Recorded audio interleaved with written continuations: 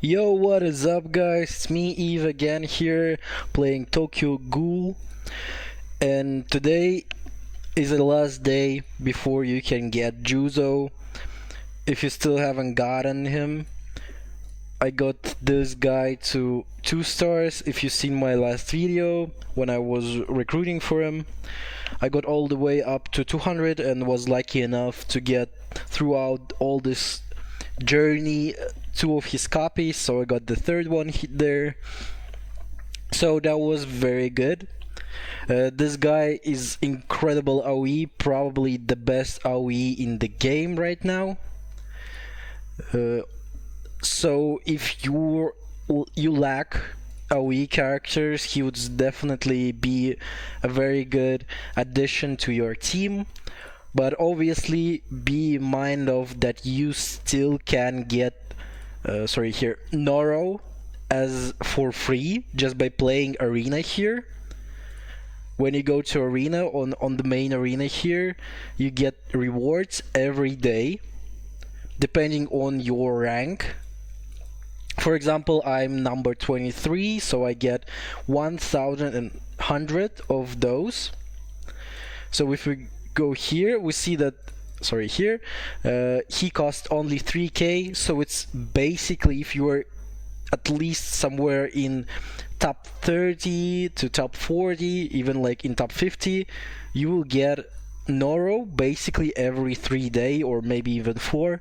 It's still very good. He's a very powerful character, especially, and because the best thing about him, he's free, so you can level up him to like 5 stars or 6 stars easily. So be mindful of that. So maybe you want to skip and just wait for Uta. Uta, if you wanted to get him, because he's a best a best support in the game, and he probably will, because they probably didn't change anything in this game and since beta. Also, we got the new event finally, the Endless Trial. It's not much. It's basically the same as a chain campaign. You just go through like a small amount of missions. I guess here is a lot of missions, but you fight like some characters and then you get stuff from here every like 5 stages. For example, when you get to trial 5, it's like a boss fight and you can get diamonds there. Also, there is EX stage here. It's like if you win this one, you get a very good reward, but it's much harder than other missions here. So you need a really strong team to actually compete with this shit. And we will also getting the new rank here. You get good stuff here. It's crystals. Crystals are very important material that you use to level up your characters, so be sure to try get as far in the endless trial here as you can to actually be able to maybe compete with other people who in the top, so to get the best reward you can. Obviously, every day after you level up your characters, after they go up the limit, you can obviously level up your characters and you'll be able to, for example, finish something you haven't finished in the trials. I still haven't played this because I have this thing here, error. I'm currently talking with the support team to actually figure this shit out.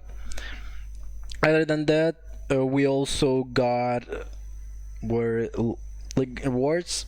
I got the star up crystal here. You can obviously now I can actually see what I'm gonna get in a few other days. This is actually good rewards. 2 random characters here. It's pretty good. At least for someone, probably not me, because I've been getting like super shitty rolls on them. I also got one here that I've got from Juzo Ranked. I think here, yes. I I got Juzo to 74,000, so I got this free SSR, random SSR. If you've been summoning on Juzo, try to push him to as much CP as you can to actually get all those rewards. There's some great rewards like diamonds, recruit tickets, just limit tokens, and for example keys too. Great rewards, so go for it if you can. So I'm gonna open this with you and see what I can get, because last time I opened this, like 2 of them, I got this guy, Mado. For fuck's sake, he's at least for now he's not that important would be important for you. I don't know, maybe if they buff him at some point he would be much better, but then I'm still looking for only Toka here. Shu, obviously great character. I don't need another Take because I have him on like 4 stars, I believe. I don't need him. All of the other characters are really probably useless for me. Only those 2 are actually interesting because they're the only other solo characters that you can actually be interested other than Kaneki. And I think that's it. And obviously Naki are the best like solo target characters, so they're the other ones who are actually useful. So let's see what I get. Is this... Oh, it's ape. I guess it's not the worst thing that could have happened, but still I'm not really in need of ape either because I have a lot of other AoE characters, especially with Juzo and Toka here and Noro, so it's not the best thing that could have happened. Also, be sure to not forget about the assault. It ends with the event. Sorry, it will end with pretty much with the Juzo here. So we'll get with Uta, we will get a new event with Naki there. So be sure to exchange all the stuff you can, play the gacha, get all the stuff here, especially those rewards are the most important ones. And I think that should be it, right? So I talked about all of the stuff, so don't forget the bosses, because the countdown is going down. It soon will be, as we call it, reset. Also try to push the organizations as far as you can. I haven't been able to win the last one here. I think she's fucking insane. Her damage is crazy, and even if you like try to put up a character, for example like Shu, who is a tank, she just demolishes him. She doesn't give him a chance to actually put up his shield. Because she's, if you see here, sorry, here, she's a fast character, and fast characters are stronger than the strong characters, so she just demolishes him even before the fight starts, and he just useless there. You can try putting him in your setup to actually be able to go over her, because he's also like a taunt character.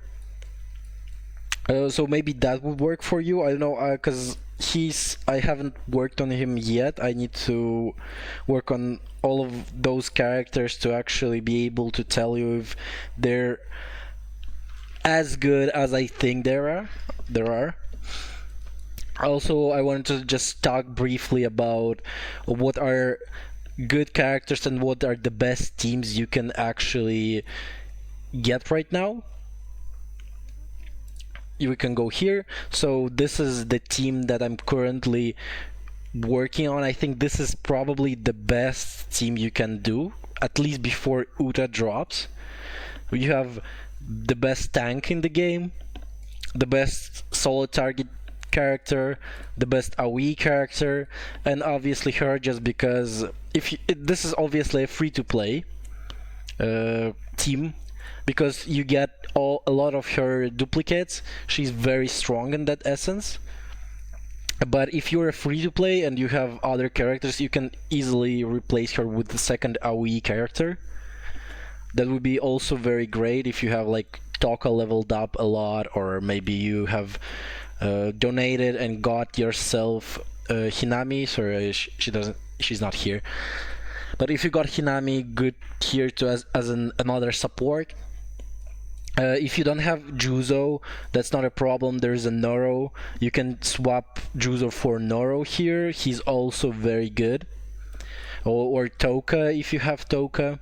If you don't have Shu, you can definitely replace Shu with this guy. He's also a good tank.